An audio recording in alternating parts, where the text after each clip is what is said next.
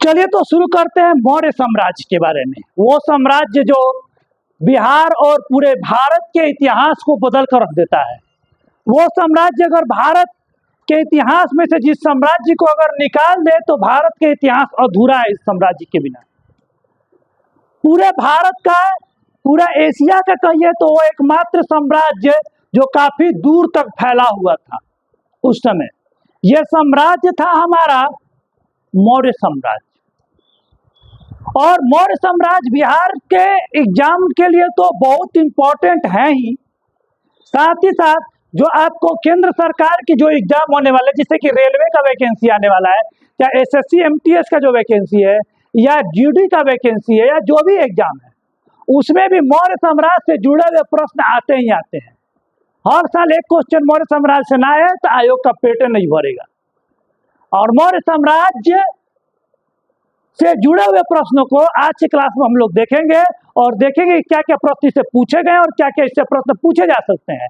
काफी डिटेल्ड, कुछ भी हम चटनी नहीं चटाएंगे कि इंपॉर्टेंट 100 क्वेश्चन, इंपॉर्टेंट 200 क्वेश्चन, पूरा डिटेल पढ़ाएंगे। उसके बाद आपको इंपॉर्टेंट बताएंगे कहाँ से कौन सा क्वेश्चन एराइज हुआ है। चलिए बिना समय को बर्बाद किए हुए मौर्य साम्राज्य को हम शुरू करते हैं। मौर्य साम्राज्य, चंद्रगुप्त मौर्य जो था, ये मौर्य साम्राज्य का संस्थापक था। कौन था ये चंद्रगुप्त मौर्य? बहुत लोग बोलते हैं कि चंद्रगुप्त मौर्य जो था वो एक निम्न कुल का व्यक्ति था। कुछ लोग बोलते हैं उच्च कुल का व्यक्ति था, कुछ लोग बोलते हैं कि राजपूत से संबंधित था। तो इस चीज से हमें, इस विवाद से हम लोग को कोई लेना देना नहीं है। किसी भी एग्जाम में इस विवाद से कोई क्वेश्चन नहीं पूछता है। अगर कोई अपना ज्ञान फालतू के जगह बांट रहा है कि हई पढ़ ले, हई बोला, तो से कोई फायदा नहीं है। निम्न कुल के थे या उच्च कुल से थे, उससे कोई मतलब नहीं है। कर्म इनके काफी ऊंचे थे, तो इस चीज पर विवाद नहीं करना। हम लोग उच्च कुल के थे या निम्न कुल के थे, कौन जाति था। जिसे एस्ट्रेबो और जस्टिन ने सेंड्रोकोटस और एरियन तथा प्लूटार्क ने एंड्रोकोटस नाम दिया है। तो ये नाम याद रखिएगा कि सेंड्रोकोटस किसका नाम था, तो चंद्रगुप्त मौर्य का, और एंड्रोकोटस किसका नाम था, तो चंद्रगुप्त मौर्य का। ये लोग अपना नाम नहीं बोल पाता था। हम लोग के देश में आके लोग नाम हम लोग का नहीं बोल पाता था, तो ये लोग क्या करता था, अपना मन से वो नाम दे देता था। वैसे जैसे हम लोग जाएंगे चाइनीज में तो नाम है हुआन छांग फू झियांग झू, तो हम लोग भोजपुरी में क्या कहे, हुआनावा जियानावा पियानावा, नाम से रख लेंगे करने के। अब हम लोग से हुआन चांग छू छू पियांग ना बोला जाएगा हम लोग से, तो वही तरह हम लोग से नहीं बोल सकते। तो वो लोग भी क्या किया, चंद्रगुप्त मौर्य उनको बोलने नहीं आया तो अपने अनुसार उन्होंने क्या कर दिया है, वो नाम रख दिया। ठीक है, तो यही नाम है, पूछता है एग्जाम में बहुत बार कि सेंड्रोकोटस किसे कहा गया है, तो चंद्रगुप्त मौर्य को कहा है। चंद्रगुप्त मौर्य 1932 ईस्वी में नंद वंशीय शासक घनानंद को पराजित करके मगध के गद्दी पर बैठा। पिछले क्लास में मैंने आपको पढ़ाया था घनानंद नंद वंश का अंतिम सम्राट। और नंद वंश के संस्थापक कौन था, तो नंद वंश का संस्थापक था महापद्मनंद। यह वही महापद्मनंद है जो शिशुनाग वंश का हत्या करता है, अंतिम राजा का, और धोखे से हत्या करता है और साम्राज्य की स्थापना करता है। कहानी यह है कि शिशुनाग वंश के जो अंतिम राजा थे उनके पत्नी से इसका अफेयर था महापद्मनंद का, नई जाति का था, अफेयर था। चुपके से एक दिन राजा को ही खसका देता है। अब तो ये हो गया, धीरे धीरे राजकाज के काम को करने लगा। महारानी भी इसको सपोर्ट कर दी। करते करते करते करते महारानी का जितना बेटा बेटी था सबको धीरे धीरे काटते गया, खत्म कर दिया और अपने आप को महापद्मनंद राजा घोषित कर देता है। महापद्मनंद को युद्ध लड़के राजा नहीं बना था, पीठ पर छुरा घोंप के राजा बना था। उसके बाद महापद्मनंद के बाद उसका और भी कुछ संतानें आते हैं, कुछ और भी पीढ़ी एक साल के लिए बनते हैं। उसमें मेन होता है घनानंद आता है अंतिम में। घनानंद पूरी तरह से एक क्या था, हम लोग का विलासितापूर्ण जीवन जीने वाला था। अब बहुत ज्यादा क्रूर था, बहुत ज्यादा क्रूर और बहुत ज्यादा टैक्स लेने वाला इंसान घनानंद, समझा ना। घनानंद इतना क्रूर था कि इसके बारे में कहा नहीं जा सकता, पूरा जनता त्रस्त था। लेकिन जब कोनो चीज का अर्थ करोगे तो तोरा को परिणाम भुगतना पड़ेगा। एकरा हो गया घमंड बउआ कि हमारा नियम कोई है ना। तो ठीक है भैया, हुआ घटना ये कि भारत पर आक्रमण करता है सिकंदर। सिकंदर के आक्रमण को देखते हुए जो चाणक्य हैं वो जाते हैं और भारत के उस समय के तत्कालीन सबसे बड़ी जो साम्राज्य थी, ठीक है, नंद साम्राज्य थी, उससे वो क्या करते हैं, मदद मांगते हैं घनानंद से।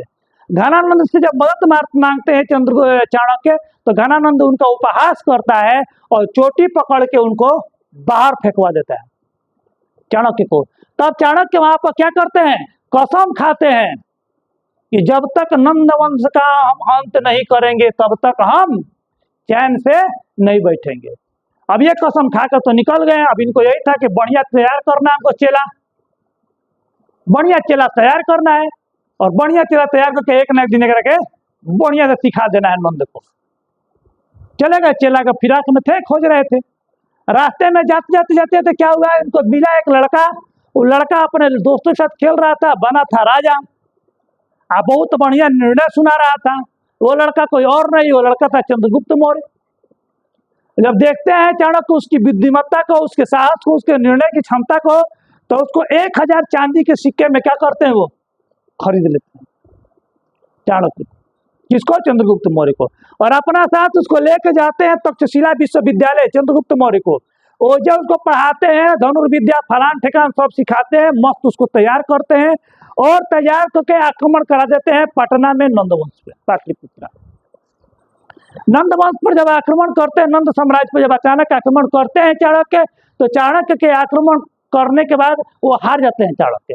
कारण ये था कि वो डायरेक्ट नंद पर आक्रमण कर दिए सेना तैयार करके, और नंदों की ताकत की उनकी सही उनको अनुमान नहीं था। दोनों जना कैसे जान बचा के भागे, चाणक्य और चंद्रगुप्त मौर्य। और लोग भी भागे होंगे, लेकिन बहुत लोग मारे भी गए। तो एक झोपड़ी के पीछे छुपे हुए थे चाणक्य। चाणक्य देखते हैं कि एक माँ अपने बेटे को खिचड़ी खिला रही है। बेटा गलती ये कर रहा है कि खिचड़ी के बीच में ही हाथ डाल दे रहा है। खिचड़ी के बीच में ही क्या करता है, वो हाथ डाल देता है, हाथ जल जाता है। तो माँ उसको बोलती है कि बेटा गर्म है, साइड से धीरे धीरे धीरे धीरे खाओ, बीच में हाथ डालोगे तो जल जाओगे। चाणक्य कहते अरे बाप, इतना बड़का बुद्धि के बात ही हमको बता दी। अरे विद्वान आदमी के लिए तो क्षणिक चीज का भी अर्थ निकाल लेता है। वो अर्थ निकाले यही कि नंद वंश से खत्म करना है तो बीच पर अटैक मत करो, साइड से मारना शुरू करो। पहले इसको साइड से मारना शुरू किए और मारते मारते मारते मारते नंद वंश का जितना भी सहयोगी था उसको कम कर दिए, ठीक है। और फिर वो आक्रमण करते हैं नंद वंश पे, और वो क्या करते हैं, नंद वंश से खत्म करके, घनानंद को मार करके पटना में यानी बिहार में आकर वो किसका स्थापना करते हैं, तो मौर्य साम्राज्य का स्थापना करते हैं चाणक्य। तो आगे चलते हैं, कहानी इतना आपको हम सुना दिए, कुछ फैक्ट को देखें। स्टेबो के अनुसार चंद्रगुप्त मौर्य ने पोलिब्रोथम अर्थात पाटलिपुत्र की उपाधि को धारण किया था। ये भी अच्छा क्वेश्चन है, पोलिब्रोथम किसे कहा गया है, पाटलिपुत्र किसे कहा गया है, चंद्रगुप्त मौर्य। चंद्रगुप्त मौर्य को देखो अभी तक हम नाम गिनवा दिए। इतना आपको लूसन टूसन में नहीं मिलेगा, इतना आपको सतही किताब में नहीं मिलेगा। काफी ज्यादा रिसर्च से आपको हम नोट्स पढ़ाते हैं, कहीं से कहीं पूछ देगा तो छूट के नहीं आएगा। तो ये 4 गो नाम बता दिए तुमको। पालिब्रोथा किसे कहा गया है, पाटलिपुत्र किसे कहा गया, और एग्जाम में दे देगा ये पाटलिपुत्र किस सम्राट को कहा गया, तो बढ़िया लोग हवा खाने लगेंगे। चंद्रगुप्त मौर्य ही होता है। चंद्रगुप्त मौर्य गुरु चाणक्य, विष्णुगुप्त या कौटिल्य थे, है ना। चाणक्य का 2 नाम और है, विष्णुगुप्त या कौटिल्य। चाणक्य अर्थशास्त्र नामक उन्होंने चाणक्य ने किताब लिखा, ठीक है, जो मौर्य काल के इतिहास को जानने के लिए सबसे महत्वपूर्ण किताब है। और अर्थशास्त्र का संबंध इकोनॉमिक्स से नहीं है, अर्थशास्त्र का संबंध नीति शास्त्र से है, कानून से है, समझ में। और इसमें इतिहास की कुछ बातें भी देखने को मिलती है, ठीक है। और अर्थशास्त्र में इन्होंने विवाह विच्छेद का इन्होंने समर्थन किया। विवाह विच्छेद मैंने यदि किसी स्त्री को कोई पुरुष अच्छा नहीं लगता है तो उसको छोड़ दे और विवाह कर ले दूसरा। विधवा विवाह का भी समर्थन किया है चाणक्य ने। मैंने चाणक्य काफी क्या होते, ग्रेट आइडियोलॉजिस्ट थे। वो मानते थे कि बराबर का हक केवल पुरुषों की नहीं, स्त्रियों को भी मिलना चाहिए। जब इस पुरुष छोड़ सकते स्त्री को, तो स्त्री को भी बराबर का मौका दो, को भी छोड़ सके, समझना। चंद्रगुप्त मौर्य भारत का पहला ऐतिहासिक सम्राट माना जाता है, ठीक है, ऐतिहासिक क्या थे वो, सम्राट थे। ठीक है, अब चंद्रगुप्त मौर्य की विजय, सबसे पहले वो मगध को विजय करते। चंद्रगुप्त मौर्य ने पंजाब और सिंध को विजित करने के पश्चात मगध को जीता। उस समय मगध का शासक घनानंद था, जो आपको हम थोड़ा देर पहले पूरा कहानी समझा दिए। ठीक है, मगध के एरिया में क्या आता है, पाटलिपुत्र आता है ना, बोलते हैं मगहिया एरिया, हम लोग बोलते हैं उसको मगहिया भाषा, खाइलथुन, हसलथुन, गैलथुन, सब मगह वाला बोलता है ना। पार कर जाओ सोन नदी, मगह है ना, थून थान करेंगे। अब जे जहाँ भोजपुरी वाला भोजपुरी अच्छा नहीं लगता होगा, हम लोग बोलते हैं है ना, वो लोग हम लोग सुनते तो वो लोग गरियाता होगा कि भोजपुरी वाला कैसा बोलता है। तो आगे बढ़े, उसके बाद क्या होता है कि वो सेल्यूकस निकेटर से यूज करते हैं। सेल्यूकस निकेटर्स क्या है, सेल्यूकस निकेटर और चंद्रगुप्त मौर्य के जो बीच युद्ध होता है 305 से 304 ईस्वी पूर्व में होता है, और इस युद्ध में सेल्यूकस निकेटर्स की पराजय होती है। सिकंदर की मृत्यु के पश्चात सेल्यूकस निकेटर उसके पूर्वी प्रांतों का उत्तराधिकारी बनाते हैं। सेल्यूकस निकेटर्स को क्या करते हैं, हरा देते हैं। सिंधु नदी पार करके सेल्यूकस निकेटर ने चंद्रगुप्त मौर्य से युद्ध किया। कालांतर में दोनों के बीच में संधि हुई और एक वैवाहिक संबंध स्थापित हुई। सेल्यूकस निकेटर को चंद्रगुप्त मौर्य हरा देते हैं। अब चंद्रगुप्त मौर्य कहते हैं का कि देखो हरा तो देने लगे, तार तुम दुश्मनी नहीं चाहते, तू बरियार है कि जानता है चंद्रगुप्त मौर्य एक के यहाँ से भेजे तो क्या भेजेंगे, कहीं रोत तो हूँ जी घर है, घर से और दोस्त के लेके आ जाए तो भाई तुम्हें नहीं लड़त रह जाएंगे। समझ में है ना, चंद्रगुप्त मौर्य खोपड़ी लगाया एक कश्मीर वाला क्षेत्र में, सिंध वाला क्षेत्र में ना, कहीं एक के हम हरा दिए, हरा के जगह जमीन छीन लिए, आ रोत चल जाए घरे, सब सिकंदर के दोस्त चेला भरल हो जा, आ लेके फिर आ गए तो भाई दिक्कतें हो जाएगा। आगे सुनिए, आपको हरा तो दिए, बेटी बड़ा बढ़िया है आपकी, शादी करा दीजिए, ससुर जी बन जाइए आप हमारा, ससुर बनिए, असुर वाला काम मत कीजिए, आपको हम 500 हाथी देते हैं। तो ससुर जी जब असुर बने थे, जब 500 हाथी का बात सुनते हैं तो खुश हो जाते हैं। वही चंद्रगुप्त मौर्य नियन दबाद मिल रहा है, इतना बड़ा एरिया लौटा दे रहा है और ऊपर से 500 हाथी दे रहा है, तो ससुर जी क्या है नहीं मानेंगे। बेरोजगार है तो तुरंत से कोई नहीं पूछने वाला है, तो डीएसपी बन के चले जाओ ना, बीपीएससी निकलल है, उतर अपन थार से एकदम,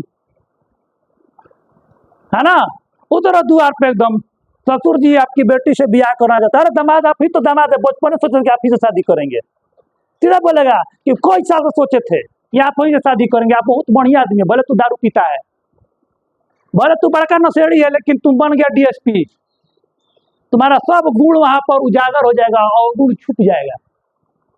तो अगर सब अवगुण छुप गया, कौन जात से कौन पास से कोई मतलब है नहीं। और सेल्यूकस निकेटर की पुत्री का नाम था हेलेना, देखा दिखले 500 हाथी से दिया था, और नाम था का पुत्री का नाम हेलेना, और हेलेना से क्या होता है, चंद्रगुप्त मौर्य का दिया होता है।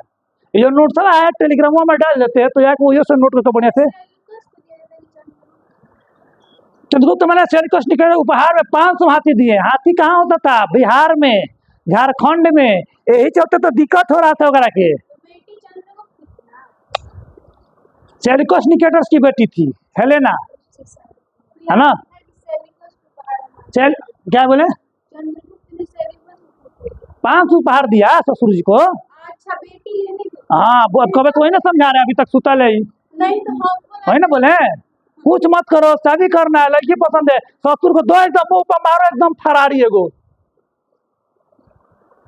5 करोड़ रुपया फरारी, तुरंत ब्याह के तय। ना तो खूब सर्वगुण संपन्न हो, नशा नहीं करते, बहुत सीधा आदमी हो, बहुत सज्जन आदमी हो, घंटा फर्क पड़ता अगर बेरोजगार हो तो, कुकुरा नहीं पूछता बुआ। तो अच्छाई नहीं, आपकी कमाई देखी जाती है पुरुषों की, बस कमाई दिखा दो, वही हाथी दिखा दिया 500 ला हाथी, वो देखा भाई बहुत चीज दे रहा है, हमारा राज्यों दे रहा है, 500 हाथियों दे रहा है, हमको इज्जतों दे रहा है, चल भाई कोई दिक्कत ना है, सब कोई चाहता है बेटी बरियार घर में जाए, है ना। तो हेलेना भारत में साड़ी पहनने का जो फैशन है, हेलेना ही लेती है, भारत में साड़ी वाला फैशन नहीं था, पहले भी पता थे आप लोग को, है ना। हेलेना चंद्रगुप्त मौर्य के विषय में जस्टिन ने कहा कि संपूर्ण भारत उसके अधीन में था। प्लूटार्क ने कहा कि चंद्रगुप्त मौर्य ने 6 लाख की सेना लेकर संपूर्ण भारत को रौंद दिया था। ठीक है। और दक्षिण भारत में आंध्र प्रदेश और कर्नाटका की विजय चंद्रगुप्त मौर्य द्वारा की गई थी, लेकिन चंद्रगुप्त मौर्य सिर्फ वर्तमान के दूर राज्यों को छोड़ के पूरा भारत जीता था।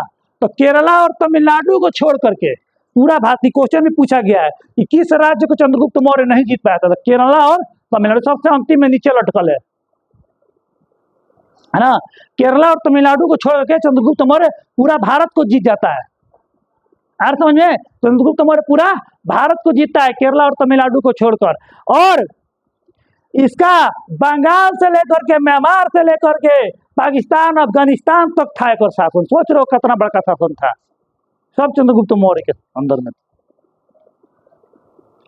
किस प्राचीन नगर के अवशेष कुम्हार स्थान से प्राप्त थे? पाटलिपुत्र से। कुम्हार में जो मौर्यकालीन जो तुम्हारा महल है वो लकड़ी का बना हुआ महल है, पटना कुम्हार में है। पटना कुम्हार में अवशेष मिलते हैं लकड़ियों के आज भी, है ना। कुम्हार पार्क में तो कोई पत्थर मिलेगा वहां पे, पटना के कुम्हार पार्क में, ठीक है। घूमो, बढ़िया जगह है घूमने लायक पटना का। तो म्यूजियम हमको बड़ा बढ़िया लगता है, बहुत कुछ सीखने को मिलेगा, है ना, बहुत कुछ सीखने को मिलेगा। तो जय पटना में म्यूजियम घूमिए, तारामंडल घूमिए, तो घूमता तो का इको पार्क, चिड़ियाघर, कौन कहाँ खोपचा में फूसल बा, मार ढेला ससुरा के। कौटिल्य किस विद्यालय का आचार्य थे? तो तक्षशिला विश्वविद्यालय के। चंद्रगुप्त की शिक्षा दीक्षा किस विश्वविद्यालय में हुई? तो तक्षशिला में। ठीक है, बताया ना शुरू में, लेके गए थे अपने साथ। चंद्रगुप्त की शिक्षा दीक्षा किस हुई? तो तक्षशिला हुई। क्वेश्चन रिपीट हो गया, सॉरी। मुद्रा राक्षस किसकी कृति है? तो विशाखा दत्त की, ठीक है। चंद्रगुप्त है ये नंद वंश की तरफ से था, घनानंद की तरफ से था। और मुद्रा राक्षस किताब लिखे हैं, क्योंकि था अगेंस्ट में, लेकिन इसको माफ, ये भी ब्राह्मण ही था।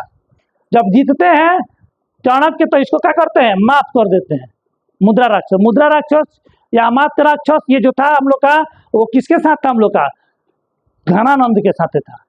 लेकिन घनानंद को जब मारते हैं चंद्रगुप्त मौर्य, तो इसको छोड़वा देते हैं चाणक्य, जेल में रहता है, किताब वो जेल लिखता है। तो यहाँ पर चंद्रगुप्त मौर्य का राजप्रसाद किससे निर्मित था? तो लकड़ी से। बीपीएससी 1996 का क्वेश्चन है, बताया ना अभी। कुम्हार पार्क के पास में तुमको मिलेगा, देखो कितना डिटेल्ड तुम लोग को बताते हैं, है ना। हिस्ट्री को पढ़िए मत, हिस्ट्री को जिए, जीना है हिस्ट्री को, समझिए क्या कह रहा है।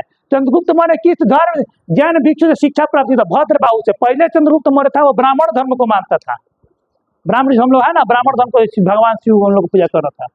लेकिन भद्रबाहु से जैन धर्म शिक्षा लेता है। चंद्रगुप्त मौर्य किस विधि से प्राण त्याग? संलेखना विधि।